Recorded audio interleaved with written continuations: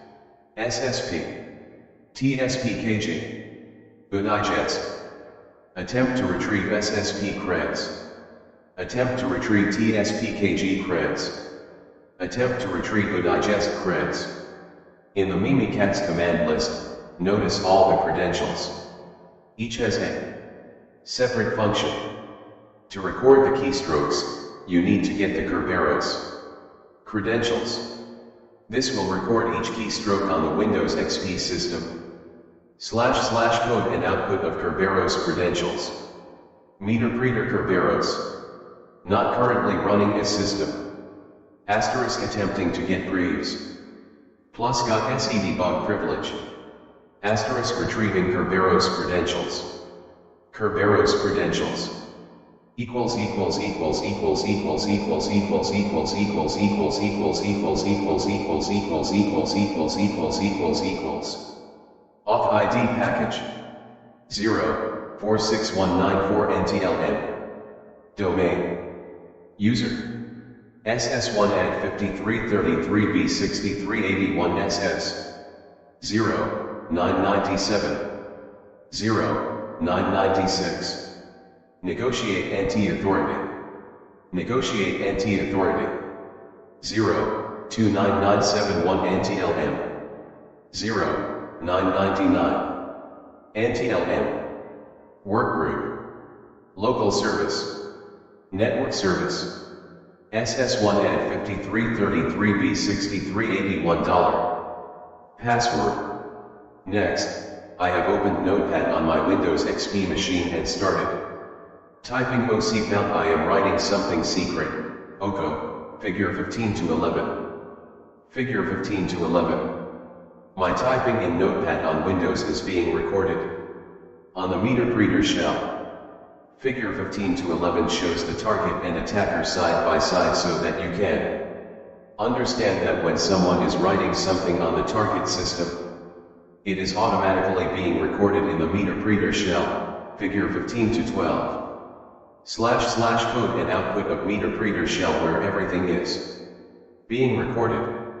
MeterPreter keyscan _ start. Starting the keystroke sniffer. MeterPreter keyscan _ dump. Dumping captured keystrokes. Shift I am writing something secret. 401. Chapter 15 Exploiting targets. Figure 15 to 12. MeterPreter shell is recording Windows XP keystrokes. Finally, I want to know the user ACO's password. This can be done by running MSV credentials, which usually takes out the hash value of the password.